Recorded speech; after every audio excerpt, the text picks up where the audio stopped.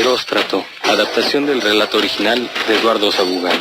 Ella, al encender el auto, recordó dolorosamente el nombre de Eróstrato. El motor ronroneaba y era un sonido que ella controlaba con el acelerador. Antes de poner en movimiento el auto, dejó que el gato saltara a sus piernas. La canción Lake of Fire entraba en su cerebro con la imagen de aquel hombre de suéter color beige. En su voz, la rabia parecía más humana, menos monstruosa, menos metafísica. Después del accidente, contaban que en las mañanas ella se sentaba en el borde de la cama y se ponía a llorar, recordando aquel día del incendio y del choque. Lloraba como una niña que necesitaba de alguien para entender el golpe de lo real, salir del sueño, ir al baño, caminar, vestirse. ¿Y quién de nosotros iba a dejar de llorar de verdad, una vez metidos en las tinieblas de humo? ¿Quién de nosotros no se sentaría en la cama así, confundido hasta el extravío, con los ojos hechos agua, con las velas hechas trizas, así, sin brújula ni brujo, como arrojados al cráter de un volcán y olvidados, enterrados en calles de tierra? ¿Quién de nosotros se atrevía a jurar no haber estado bajo esos incendios del alma, envuelto en llamas azules, conectadas con el nirvana? En su regazo Foggy no maullaba, solo se dejaba estar. Era una pelusa gris, lisa y tierna, palpitando en sus manos. Allá, lejos, había dejado una casa envuelta en llamas, con un hombre atrapado en ella. Cuando roció con gasolina la cama, los escalones de madera, los libros, los muebles y la ropa, pensaba que quemarlo era la única solución. Y le parecía paradójicamente el último gesto amoroso para aquel involucionado, sin ideología, sin mujer, sin causa. El gato le había dado lástima y lo dejó trepar al coche. Con ese acto incendiario decía muchas cosas, y ver el humo de la casa por el retrovisor era como decir el grillo sobre el adoquín, interrumpiendo el silencio lunar, avanzando en la noche, más seguro que cualquier empresa humana. Y era como decir también su silencio, que era el de la madrugada, amenazando nacer, con sus estiradas espadas de luz, dispuestas a cortar el alma escurridiza que nos había dejado el tiempo y un lago de fuego. El auto avanzaba rápidamente. En el espejo retrovisor ya no aparecía la casa, y la gran nube de humo, en su lugar, ahora se veía un camino recto, una iglesia que cupulaba con una pirámide. Ella pensaba que quemar el mundo era una práctica del inconsciente, que provenía de algún ritual remoto y que intervenía azarosamente en ella, en él, en la historia. Después de todo, solo había fuego en nosotros y hablaba a través de nuestras acciones. Ella colocó distraídamente el cigarro en su boca y cuando se agachó para buscar el encendedor, perdió de vista el camino y perdió el control del volante. El gato maulló asustado. El fuego también podía ser un viaje errático de las teclas bajo los dedos. En pleno siglo de la muerte, en plena luz lechosa, en la blancura de la invisibilidad. Eróstrato, Eduardo Sabugal. El relato Eróstrato de Eduardo Sabugal fue publicado el 8 de mayo de 2014 en la revista Crítica. Este texto tiene como referentes al irónicamente célebre Eróstrato y la canción Lago de Fuego, interpretada por el grupo Nirvana. Eróstrato fue un pastor griego que deseaba convertirse en sacerdote de la diosa Artemisa, pero no fue aceptado por ser hijo de un padre desconocido. Así que la noche del 21 de julio del año 365 a.C., se introdujo al templo de Artemisa y lo incendió mientras gritaba su propio nombre. El rey Artajerjes ordenó que se le torturara, y Eróstrato confesó que había prendido fuego a una de las 7 maravillas del mundo solo para llamar la atención. Eróstrato fue ejecutado y el rey prohibió bajo pena de muerte que alguien volviera a mencionar su nombre, para evitar que lograra ser famoso como se lo había propuesto. Sin embargo, aún en nuestros días, conocemos el nombre del incendiario, mientras que apenas si quedan restos del templo de Artemisa.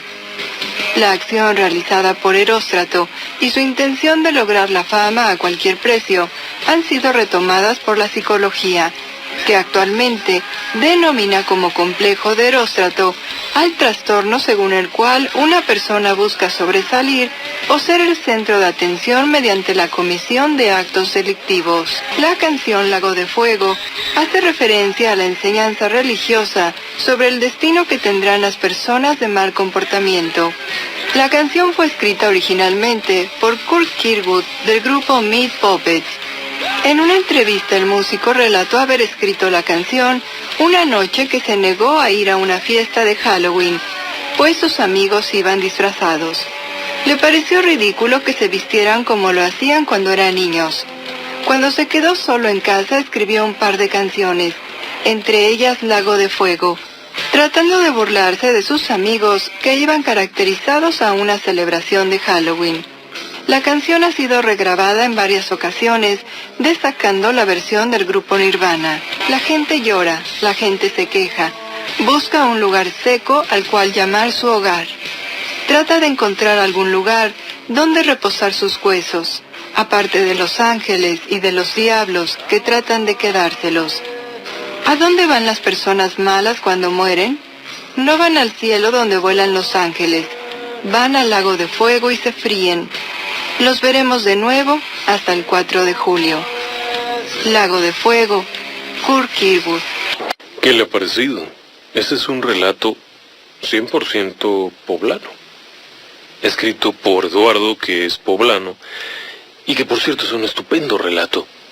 Ojalá y le haya gustado. A nosotros nos ha parecido muy atractivo, muy sabroso, con el sabor propio de esta tierra. Y bueno, ojalá y haya sido de su agrado. Es miércoles de perversidad humana. Hace algún tiempo nos pedía uno de los radioescuchas que habláramos acerca de los asesinos seriales, no específicamente sobre alguno de ellos, sino que habláramos de los asesinos seriales. ¿Cómo es esto de un asesino serial? ¿Qué diferencia existe entre un asesino serial, entre un gatillero, cosas de ese estilo? Existen diferencias notorias, por ejemplo, entre un gatillero a la usanza de Richard Kuklinski, el gatillero de la mafia, también conocido como Iceman, quien asesinó de mano propia más de 200 personas. Ese era su trabajo. Estuvo activo durante mucho tiempo, se cree que alrededor de por lo menos unos 30 años, trabajando como asesino de la mafia. Y como asesino de la mafia, su trabajo era matar gente. Eso era todo. Era un sujeto de lo más extraño. Kuklinski simplemente recibía el comunicado, le informaban cuándo tenía que ir y en dónde o a quién tenía que matar. Y lo hacía. Su trabajo era ese, era un sicario. Además era un sujeto que se le facilitaba esto porque era enorme. Pero no era un asesino serial. No, esa es una situación muy clara. Existen otros casos de asesinos terriblemente crudos, pero tampoco son asesinos seriales. Por ejemplo, en el caso de los verdugos, si usted observa, hay verdugos que a lo largo de la historia han causado la muerte de muchísimas personas. Algunos de ellos han causado la muerte no solamente de unos pocos cientos, sino de miles. Por ejemplo, en el año de 1940, cuando el ejército soviético toma control de Polonia después de que fue invadida por Alemania y todo eso, Stalin ordena que se ejecute a 22,000 soldados polacos. 22,000 soldados. Se habían rendido, habían sido capturados por los soviéticos, y Stalin tenía miedo de que en algún momento estos soldados se sublevaran o recuperaran la fuerza o algo. Además aseguraba que muchos de estos eran personajes de la sociedad capitalista, así que ordena que sean ejecutados. A lo largo de un mes fueron ejecutadas 20 y tantos mil personas. De esas personas, tan solo un individuo mató cerca de 7,000 personas. Sí, Vasily Blokin. Blokin asesinó a 7,000 soldados polacos. Sí, comenzaba temprano y seguía matando gente. Después cambió y comenzó a trabajar solo de noche, pero Vasily asesinaba constantemente. Todo el tiempo entraba un prisionero, lo mataba, entraba otro, lo mataba, sin hablar una palabra, seguía disparando. Una y otra vez, ese era el proceso. El reo o la persona capturada entraba, se le llevaba con los brazos amarrados a la parte de atrás de una habitación, que estaba totalmente cerrada y tenía una coladera, etc. Lo arrodillaban y le disparaban en la cabeza. El cuerpo entonces era arrastrado afuera y el siguiente entraba. Fue tal la matanza que necesitaban camiones formados afuera para sacar los cuerpos. El propio Vasily Blokin era el que mataba. Se ponía su overol o un delantal de carnicero y comenzaba a matar con su propia pistola. Este ha sido considerado como uno de los verdugos más cruentos de toda la historia, uno de los hombres más duros que pudiera haber. Curiosamente, cuando Joseph Stalin muere, Vasily es enviado fuera, lo mandan creo que a Siberia o a algún lado, alcohólico, visiblemente deteriorado en su salud, y entonces se suicida. Irónicamente, la última víctima de Vasily fue él mismo. Pero ¿sabe algo? Tampoco era un asesino serial. Mató cerca de 7,000 personas. Es muy probable que fuera un enfermo mental. Pero lo llevaron allá y le ordenaron que asesinara. Era un soldado. Que lo haya disfrutado o no es poco probable. Que tuviera alguna motivación de ese estilo, porque era algo repetitivo, era algo mecánico, a diferencia de un asesino serial. Entonces, ¿qué significa el ser un asesino serial? Bueno, hay numerosas definiciones. No es tan fácil como decir esto o aquello. Hay diferencias sustanciales entre un asesino, como por ejemplo Kuklinski, como por ejemplo Blokin, incluso el famoso asesino, bueno, el famoso francotirador finlandés, este hombre Simo Häyhä, conocido como la Muerte Blanca. Este hombre despachó a más de 500 soldados rusos con su rifle. Pero tampoco era un asesino serial, era un soldado. ¿Qué es lo que ocurre ahí? Bueno, verá, los asesinos seriales suelen ser personajes que operan por una motivación completamente distinta. Operan a partir de una necesidad fisiológica, psicológica, conductual de matar.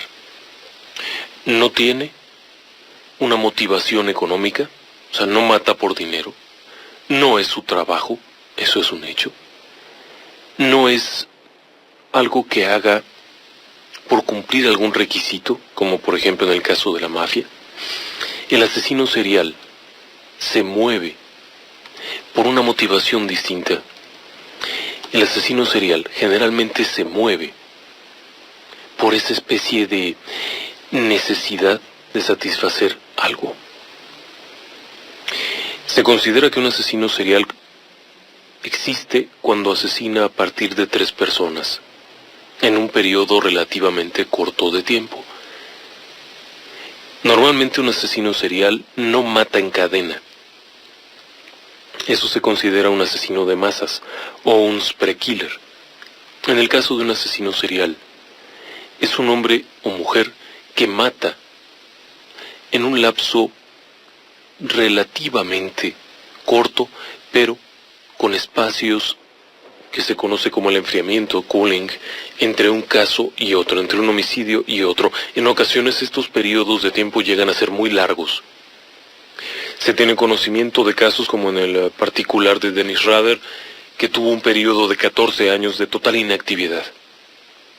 Otros asesinos seriales han tenido también periodos muy prolongados entre un crimen y otro. Eso quizá los hace ser más difíciles de capturar, e incluso algunos de ellos han evadido por completo la captura. Pero, partiendo de todo esto, la gran pregunta es ¿por qué matan? Existe una gratificación interna. Algunos de ellos llegan a robar cosas insignificantes. Pequeños detalles como pudiera ser un anillo, un trozo del cuerpo de la víctima, una prenda de vestir, un zapato. Básicamente, una especie de fetiche que conservan, pero está motivado por una gratificación más en el terreno de lo psicológico que en el terreno de lo mundano. Cada crimen le provee de esta satisfacción, lo que lo impulsa a preparar un nuevo crimen. Los asesinos, además, tienen una motivación todavía más rara. Esta motivación viene de su propia necesidad, llamémosle así, de dominar al otro. Claro, no siempre es la misma motivación. Hay algunos que están motivados por una compulsión sexual, otros por necesidad de poder, de control, otros por necesidad de erradicar algo. Por ejemplo, ver la imagen de una madre castrante, posesiva y dominante, e intentar asesinarla en cada una de sus víctimas. Lo mismo ocurre, por ejemplo, con la compulsión sexual. Generalmente son criminales que no pueden encontrar la satisfacción de otra manera. Andrei Chikatilo, la bestia de Rostov, asesinaba niños, a los que cometía toda suerte de felonías de índole sexual, incluyendo mutilaciones. Chikatilo curiosamente tenía una esposa y 2 hijos. Sin embargo, era un hombre que no podía tener contacto sexual pleno con su pareja debido a una disfunción de carácter sexual. Había sido una persona sumamente abusada en el sentido de burlas y críticas por parte de compañeros y amigos y conocidos. Su propia esposa lo consideraba como una persona incapaz para la cuestión sexual.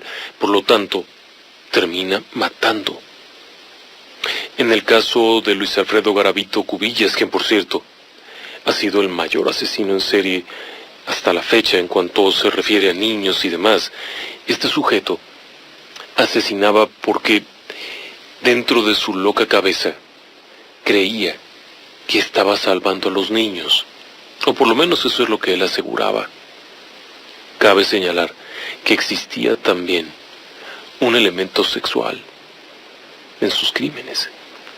Aun cuando no lo reconozcan, existía. Ahora, hay otros personajes que actúan por delirio. Estos, como en el caso del hijo de Sam, no persiguen una gratificación de algún tipo, o por lo menos no reconocen que exista esta gratificación. En el caso particular de David Berkowitz, su motivación era un poco el odio hacia lo que no podía tener. Por eso asesinaba parejas felices. Y, como una justificación interna, se había inventado a sí mismo que el perro del vecino le hablaba, y que era el demonio quien le ordenaba aquellos crímenes. El asesino serial puede o no tener una apariencia normal. Esta es una definición que se creó en algún momento y que muchas personas creen que pudo haber sido más un mito que una realidad. La imagen de este asesino elegante, sobrio, inteligentísimo. La realidad de las cosas es que muchos asesinos seriales no tienen ese perfil. Son fáciles de reconocer en el sentido de que se ven trastornados y afectados. El propio David Berkowitz era conocido como un tipo raro. Y si de ahí nos vamos a otros personajes igualmente macabros, vamos viendo que muchos de ellos eran personajes bastante oscuros, bastante, ¿cómo llamarlo?, evidentes. Sí. Si seguimos adelante, por ejemplo, con Ed Gein, cualquiera se hubiera percatado que algo no estaba bien con él. En el caso, por ejemplo, de George Haig, lo mismo. Cada uno de ellos tenía alguna característica, si es que aquello de que todos son atractivos, inteligentes, ¿no? Algunos de ellos, como Ted Bundy, sí, eran sumamente atractivos, simpáticos en la apariencia exterior, pero por dentro eran un desastre. Jeffrey Dahmer, por ejemplo, era un sujeto con un nivel de autocontrol enorme, que podía pasar desapercibido y, vaya, su apariencia era la de una persona normal, de una persona agradable. Pero no todos tienen ese perfil. Esa, como le llaman, máscara de normalidad, o en su defecto también es conocida como la máscara de, vaya, le llamaban de ocultamiento en inglés, que era como para perderse. Pero no todos la tienen. Muchos de ellos no tienen esa apariencia y se les nota visiblemente afectados.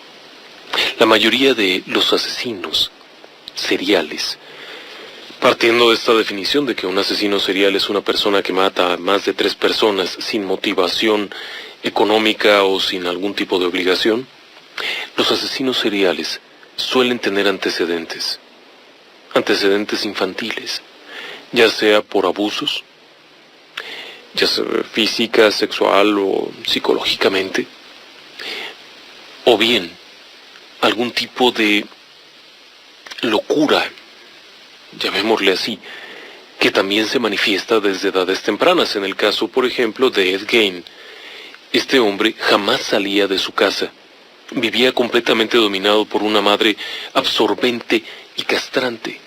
Ed tenía problemas porque tenía un coeficiente intelectual muy bajo, no había logrado estudiar gran cosa, y no tenía ningún roce sexual. De hecho, nunca había conocido a una mujer, nunca había estado con una mujer.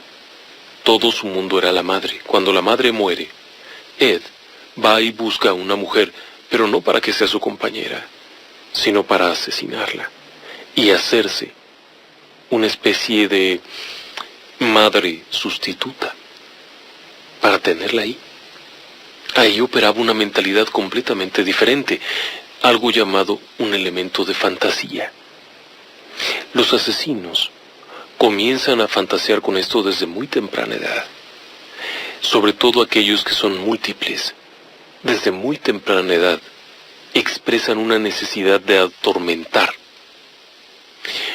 dominar o matar. Aún siendo muy pequeños, suelen tener un componente sádico muy fuerte. Muchos de ellos, como platicábamos apenas hace 8 días, tenía que ver con el maltrato de las mascotas.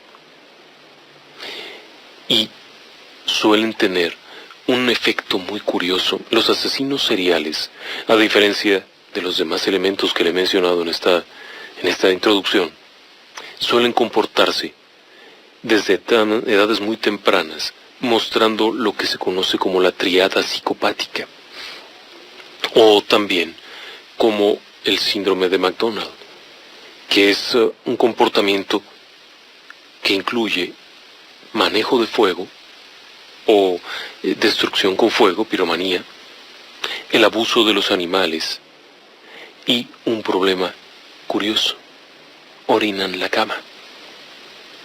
Pero de eso, si usted me lo permite, le voy a platicar un poquito más adelante. Déjeme que vaya un corte, regreso enseguida.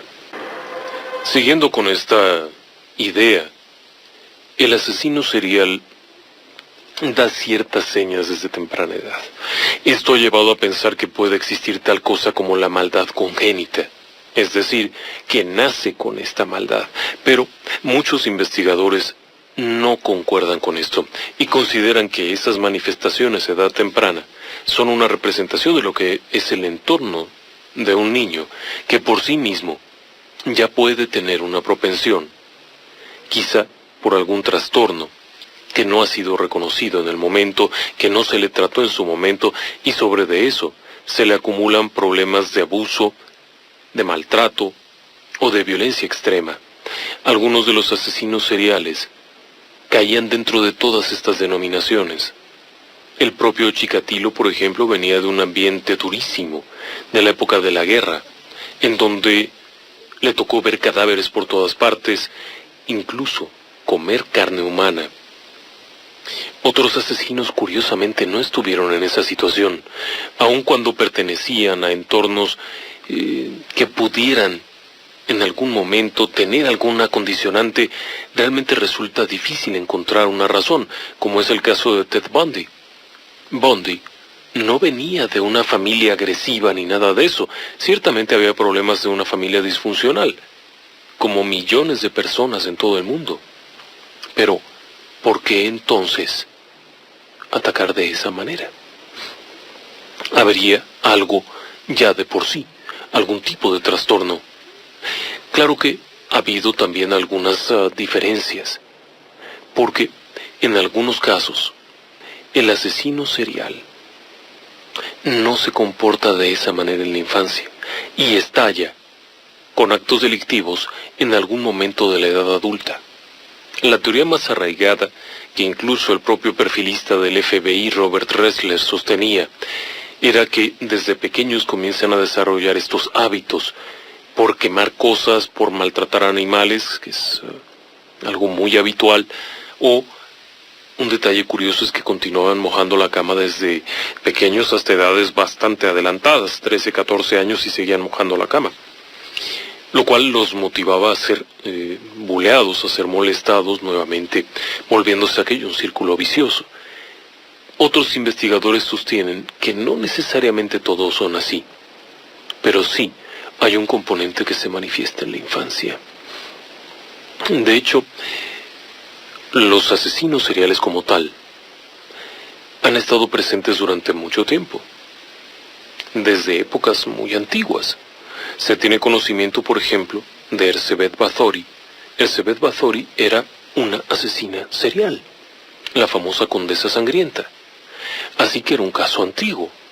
Junto con ella estaba, por ejemplo, su propio esposo, Nadasdy, que también era un asesino serial. Bajo la justificación de ser un soldado y que asesinaba enemigos, la realidad es que eran asesinos seriales que disfrutaban haciendo aquellas atrocidades. Incluso Vlad Tepes, el famoso Drácula, el empalador, no era otra cosa que un asesino serial cruentísimo, porque no había necesidad de hacer todas esas atrocidades a los reos. Si quería exterminarlos, bastaba con exterminarlos. No había necesidad de todos esos horrores cometidos. Posterior a esto, bueno, había otros asesinos seriales que se fueron manifestando de diferentes formas. Incluso, por ejemplo, el famoso mariscal francés Gilles de Rais, el hombre fuerte de Francia, de pronto se trastorna por completo después de que le asesinan a Juana de Arco, a la que consideraba una heroína y casi una santa.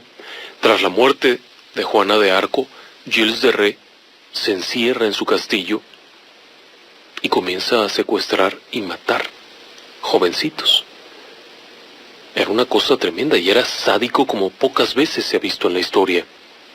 Claro, eran dos monarcas, dos personajes de la realeza, lo que les permitió seguir desarrollando esas actividades por mucho tiempo.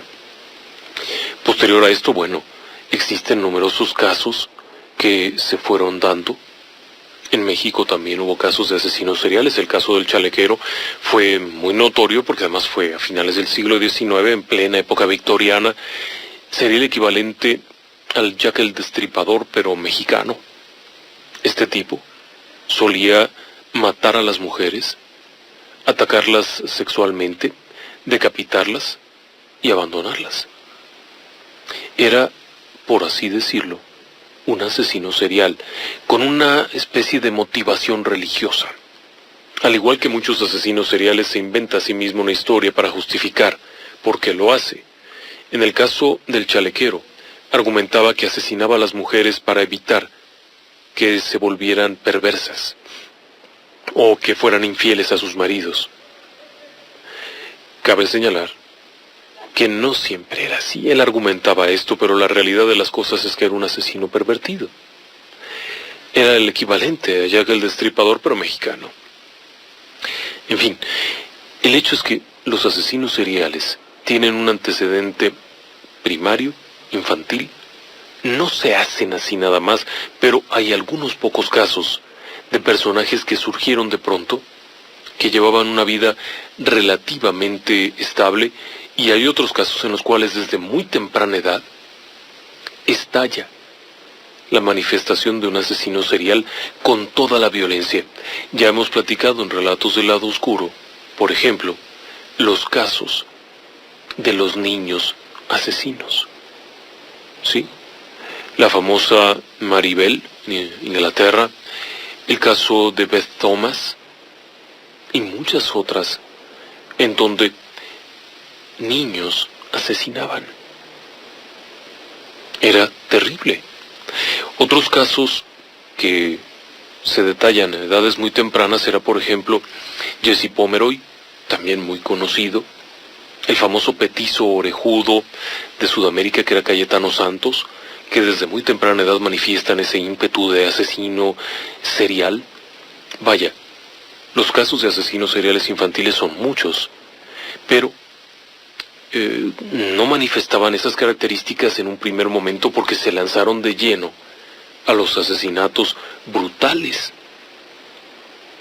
Sus carreras criminales evidentemente fueron muy cortas. Ahora, hay algunos otros casos que se desatan en la edad adulta, que de pronto rompen con todo y comienzan a asesinar. El caso de John Wayne Gacy. Gacy, el payaso asesino, como también se le conoce, y quien inspiraría incluso la película de It, el payaso asesino, era un tipo de lo más raro que pueda haber, pero inicialmente era una persona normal. Se cree, o por lo menos se atribuía el comienzo de su carrera delictiva como asesino serial después de una caída. Sí, John Wayne Gacy sufrió un golpe severo en la cabeza. Este golpe, se dice que tendría unos 14 años, le afectó de alguna manera, provocándole que perdiera esa diferencia entre el bien y el mal. Pero, debido al ejemplo y a la presencia de otras personas, fue como una persona normal. Incluso era un hombre de negocios, muy exitoso por cierto, había hecho una empresa, había logrado hacer un capital, tenía una casa, tenía muchos amigos, una esposa a la que evidentemente le profesaba un profundo amor, incluso hijos a los que cuidaba y atendía. Era conocido porque participaba en fiestas, los fines de semana los pasaba con otras personas, atendiendo incluso en el hospital, iba a todas partes, intervino en la política de hecho. Pero ¿sabe algo? Un buen día se encuentra con una persona que le provoca un descontrol total.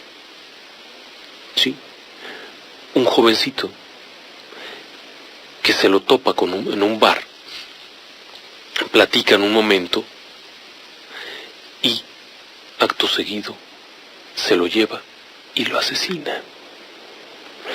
John Wayne Gacy no era un asesino hasta ese momento. En el momento en el que comete su primer crimen tenía más de 40 años. Y alguna cosa lo despertó, alguna cosa lo provocó a que matara. Alguna propensión había, algo muy raro ocurrió. Pero, a partir de ahí, en tan solo 6 años, mató a más de 30 jovencitos. Solamente varones. John Wayne Gacy no era homosexual, pero asesinaba jóvenes homosexuales. Este caso en particular, el de John Wayne Gacy, nos da un ejemplo de un asesino tardío, que no manifestó ninguna señal en la infancia, que tenía una vida bastante normal, pero que de pronto pierde el equilibrio y se vuelve loco, por completo.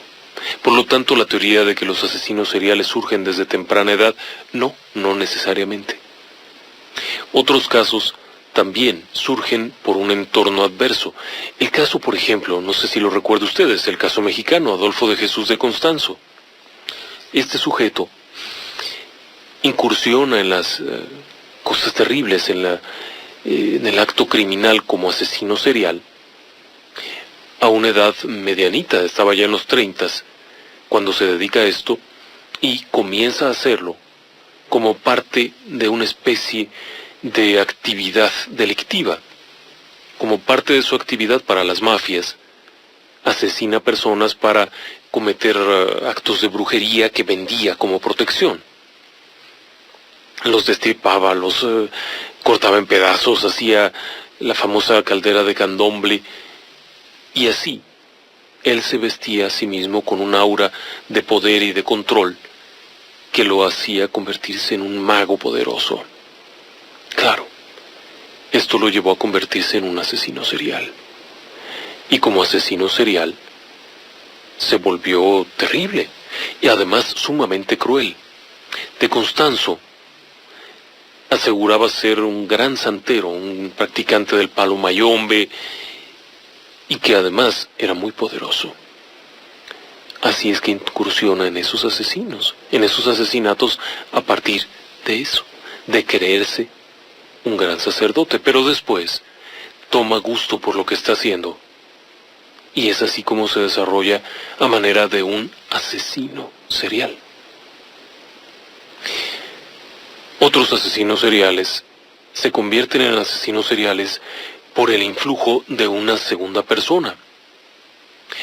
Podrían ser simplemente estúpidos, pero otra persona los induce a cometer los asesinatos seriales. ¿Se acuerda usted de los asesinos del corazón solitario? Raymond Fernández y Martha Beck. Estos dos, cada uno llevaba una vida por su cuenta. Raymond Fernández era un estafador de poca monta. Había sido soldado, resultó herido, sufría dolores de cabeza espantosos y se sentía muy guapo, curiosamente. Además solía hablar con acento español. Esto lo hacía ser un galanazo de aquellos y se valía de ello para estafar, pero no era un asesino, simplemente era un estafador. Martha Beck no era ni asesina ni estafadora, era una mujer sumamente frustrada por su propia vida. Era una mujer que pesaba, no sé, quizá 90 kilos o 100, es decir, era una mujer obesa, poco agraciada, poco simpática sobre todo, tenía un pésimo aliento y había sido múltiples veces rechazada por hombres debido a su apariencia. Raymond Fernández la conoce como una posible candidata para estafarla, pero ella termina pegándosele como lapa. Y los constantes achaques de celos que sufría Martha Beck cuando Raymond Fernández intentaba estafar a una nueva joven, la llevan a matar a las mujeres. Raymond entonces también se convierte en asesino. Por esta contaminación, por este influjo de Martha, que odiaba a las mujeres bonitas que Raymond Fernández conquistaba para quitarles el dinero. Así que ninguno de los dos era un asesino de origen, pero ambos tenían sus propias motivaciones. Déjeme que vaya a un corte nuevamente, yo regreso enseguida. Los asesinos seriales, en ocasiones, pueden tener un origen muy raro. Así como John Wayne Gacy atribuía aquel golpe en la cabeza a su perversidad, hay otros que expresan el repudio a un padre terrible y lo hacen matando a otras personas. ¿Alguna vez ha oído hablar usted del Candyman, el hombre de los dulces? Fue un asesino serial terrible que operó en algún momento en los años 60, 68, por allá en ese momento. Este sujeto había sido hijo de un padre terriblemente exigente. Era Además, abusivo como pocas personas. El mínimo error significaba una golpiza para los hijos. El padre, además, sostenía peleas constantes con su esposa, lo que llevó a que este sujeto, Dean Arnold, más conocido como Candyman, viera el divorcio de sus padres, pero después los viera volverse a casar, y después se volvieran a separar. Todo esto generó muchos problemas en el joven, quien a pesar de todo llevaba una vida normal, era un buen estudiante, su aspecto era impecable, además era sumamente trabajador. Desde los 11 años de edad trabajaba en la empresa familiar, en la tienda de dulces de la madre, tenía una tienda de dulces, y también fabricaba él los dulces, él mismo colaboraba. Solían dar muestras a los niños y él era el encargado de esto. Buen estudiante, trabajaba todo el tiempo, tenía un problema cardíaco que no le permitía más allá, pero bueno, como sea, se dedicaba a ayudar a la familia. Y también colaboraba con la colonia, vamos, era conocido como el hombre de los dulces. Estuvo en el ejército, pero ahí es cuando descubre que es homosexual. Cuando en el ejército se dan cuenta de esto, lo dan de baja y lo mandan a su casa. Seguía siendo una persona normal, aun cuando le llamaba la atención a la gente de la ciudad que los niños iban allá y él pasaba mucho tiempo con los niños y con los jovencitos. Nadie pensó que este sujeto fuera tan macabro. De hecho, hay un detalle curioso. En algún momento, su tienda de dulces fracasa. Pero probablemente por tantos regalos que daba de dulces, o porque estaba más interesado en las personas que llegaban ahí que lo que vendía, y termina cambiándose de empresa, a trabajar para otros. Alrededor de los 30, deja de ser aquella persona sensible y agradable, y se convierte en un personaje muy raro, agresivo. Solía drogarse utilizando pegamento, y pasaba un tiempo largo con otros jóvenes de carácter homosexual, pero muy jovencitos todos ellos. Este tipo, además, se asocia con David Owen y con Elmer Wayne, quienes comienzan a llevarle chicos, sí, jovencitos, a su casa, engañados con la premisa de que les iba a obsequiar dulces, etc. Los llevaba a una habitación especial que había preparado él, insonorizada y totalmente aislada, en donde los torturaba, abusaba sexualmente, los castraba, los mutilaba y les cometía toda suerte de horrores. Esto era su forma de expresarse, por llamarlo de alguna manera. Pero eso no era todo. Seguían desapareciendo jóvenes y se presumía por parte de la policía que eran fugitivos, es decir, runaways o personas que habían escapado de casa. Pero no era así. Estaban muertos. Utilizando a los dos colaboradores que eran jóvenes, fue atrayendo más y más muchachos. La lista es enorme. Pero, casualmente, termina cuando lo asesina uno de sus propios cómplices. ¿Sí? Uno de sus propios cómplices lo mata. Cuando la policía comienza los interrogatorios y todos se dan cuenta de la cantidad de cosas terribles que habían hecho. Por cada jovencito que era llevado a la casa, los cómplices recibían $200. No lo podían creer, pero entonces comienzan a aparecer los datos y se dan cuenta de esto. Este asesino, además, tenía esta habitación macabra donde amarraba a sus víctimas y después las atacaba brutalmente. Era un personaje terrible, porque además de torturarlos físicamente, abusaba sexualmente y prolongaba, por periodos muy largos, la muerte de la víctima, para finalmente disponer del cadáver enterrándolo en alguna parte, envueltos en una bolsa grande o en un rollo de plástico. Después también les agregaba cal para que no olieran. El cementerio personal de este asesino tenía una treintena de víctimas. Es curioso, pero este tipo murió asesinado por su propio cómplice. Y la policía no tenía ni la mínima idea de lo que estaba ocurriendo. Ahora bien, todo parecía ser el de una persona normal. Por lo menos en apariencia, ¿no cree usted? Déjeme que vaya a un corte muy breve y regreso enseguida.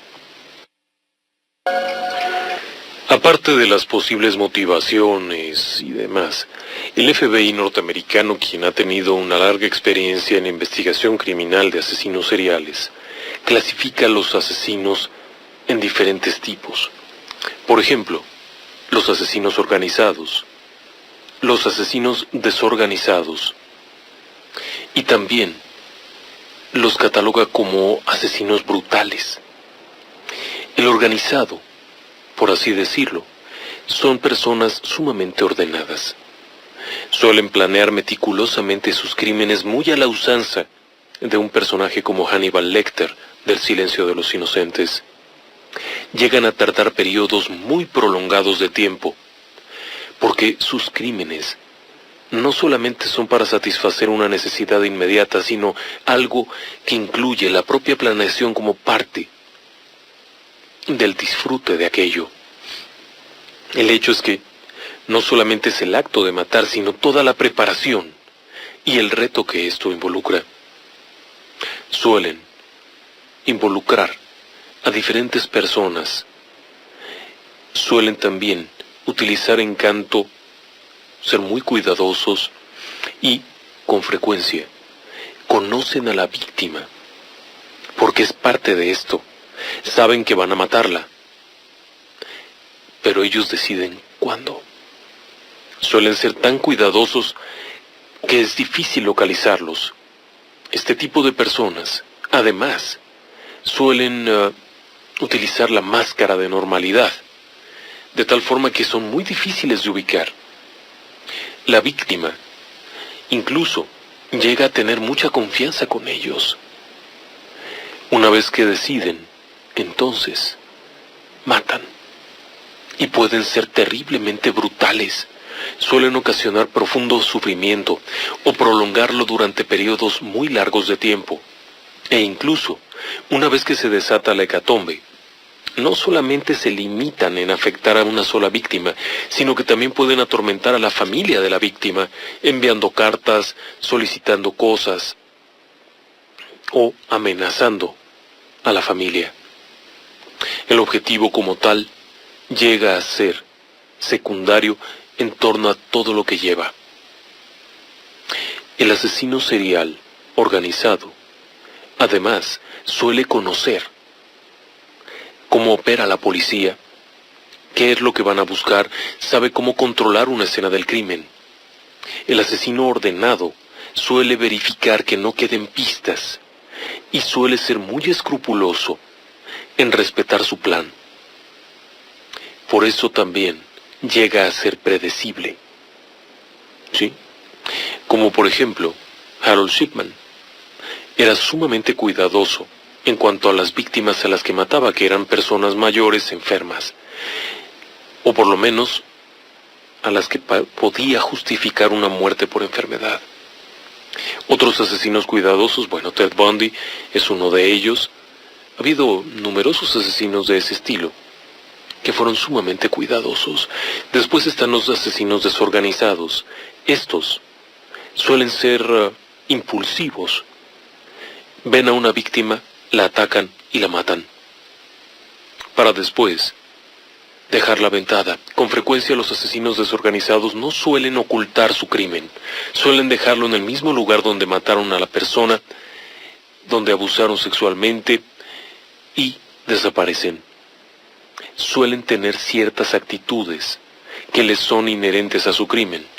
Así como el asesino organizado toma como parte del crimen la planeación, y es parte del acto y del disfrute de su fechoría, el asesino desorganizado hace una especie de ritual, de tal manera que forma parte o amplía la satisfacción, pero eso no es todo. El asesino desorganizado suele volver al lugar donde está la víctima y ejecutar nuevamente el acto, ya sea la necrofilia, la mutilación, canibalismo, lo que haya hecho, vuelve a hacerlo. Una vez que han terminado con el crimen, incluso algunos crímenes son verdaderamente brutales y grotescos, se van y no mantienen un pleno recuerdo de esto. No conservan una memoria clara, suelen guardar algunos detalles, incluso algunas pequeñas prendas como una especie de satisfactor. También hay otros tipos de asesinos, como por ejemplo el asesino médico. Sí, este asesino suele trabajar en hospitales. El asesino médico, por ejemplo, suele operar como un ángel de la muerte. Suelen ser sumamente inteligentes, sumamente cuidadosos y logran hacer el efecto de que la víctima muera aparentemente por causas naturales. Harold Shipman lo hacía, pero él caía dentro del ámbito del asesino organizado, porque sus víctimas eran externas a un centro de salud. No solía atacar en un hospital, por ejemplo, atacaba en la casa. Pero, en otros casos, el asesino, conocido como asesino médico, opera dentro de los hospitales, ya sea como enfermera, como médico, y, en general, logra los objetivos observando a la víctima. La puede ver de cerca, puede observarla cuidadosamente e incluso obtener un beneficio adicional al presentarse como un posible salvador que hizo su mejor esfuerzo para salvar a la persona. Este extra, que tiene mucho que ver con el síndrome de Munchausen by proxy, también es utilizado por asesinos seriales, quienes se valen de esta cercanía, de esta proximidad y de la cobertura que les da una instalación médica para asesinar. Los asesinos médicos, como se les conoce también, o asesinos de hospital e incluso ángeles de la muerte, suelen ser muy prolíficos, debido a que consideran que son inmunes a la actividad de la policía. Suelen ser muy prolíficos, pero además de todo, suelen ser paulatinamente más descuidados. Conforme va pasando el tiempo, van perdiendo la noción de la realidad, y esto los va llevando a actuar de forma descuidada. Como los primeros crímenes pasan desapercibidos, continúan cada vez siendo mucho más osados, y al final del día, suelen ser descubiertos. Este fenómeno se ha repetido en innumerables ocasiones. Ángeles de la muerte, bueno, hay muchísimos casos en los últimos años sobre todo, tanto de mujeres como de hombres, que han operado en hospitales de muchas partes. Ha habido casos en Estados Unidos, ha habido casos en Inglaterra, Francia, España, inclusive en México tendríamos el caso de la Mataviejitas, pero este caso en particular es simplemente una asesina serial que opera como una venganza contra la madre. Se hacía pasar como enfermera o como empleada del sector salud, pero en realidad no lo era. Por lo tanto, no se consideraría como como una especie de asesino médico, sino más bien como un simple asesino serial. Existe, por ejemplo, el caso de Jack Kevorkian. Sí. Kevorkian operó en Estados Unidos, fue muy conocido y durante años asesinó siendo médico. Es un caso muy raro. Se pensó muchas cosas de él, pero en realidad era un asesino con esa característica. Hay otros, incluso él lo justificaba argumentando que era en pos de la ciencia y todo esto. Otro caso es el de Albert Heim, que también fue considerado como un doctor muerte por su trabajo en el campo de Mauthausen-Gusen, campo de concentración. Ahí se dio un fenómeno muy interesante de perversidad humana pura, tanto en el caso de Joseph Mengele como en el caso de Aribert Heim. Ambos operaban como soldados, pertenecían al ejército nazi, pero ambos eran asesinos seriales. Había una motivación que iba más allá, con el pretexto de experimentos, con el pretexto de obedecer órdenes. La realidad es que torturaban a sus víctimas únicamente por el placer de hacerlo. Lo demás eran pretextos. Así es que estos dos, Mengele y Arie Wertheim, se considerarían como asesinos seriales del tipo médico. No necesitaban ser organizados o desorganizados porque ya tenían una coartada perfecta. Eran jefes de un campo de concentración. Es un caso similar al de Erzsébet Báthory y al de Gilles de Rais. Finalmente alguien se harta y cuando pierde la guerra Alemania, ocurre lo que pasó, que los capturan. Bueno, a Mengele nunca lo capturaron, se cree que murió en Brasil. En el caso de Arie Wertheim, probablemente haya muerto en algún momento de los años 90, pero tampoco fue capturado. Eso hace más fuerte la teoría de que eran asesinos seriales. Eran sumamente inteligentes. Tanto Mengele como Heim se escapan y no fueron capturados. En fin, podríamos seguir platicando de esto durante horas porque es un tema muy extenso y además es un tema muy apasionante, pero desafortunadamente el tiempo se nos ha terminado y es momento de despedirnos, invitándola a que estén con nosotros mañana nuevamente en Relatos del Lado Oscuro, cuando platiquemos de nueva cuenta de fantasmas y apariciones. Ojalá y nos pueda acompañar, y si tiene algún relato, algún suceso que nos quisiera contar, se anime y lo comparta con nosotros. Buenas noches.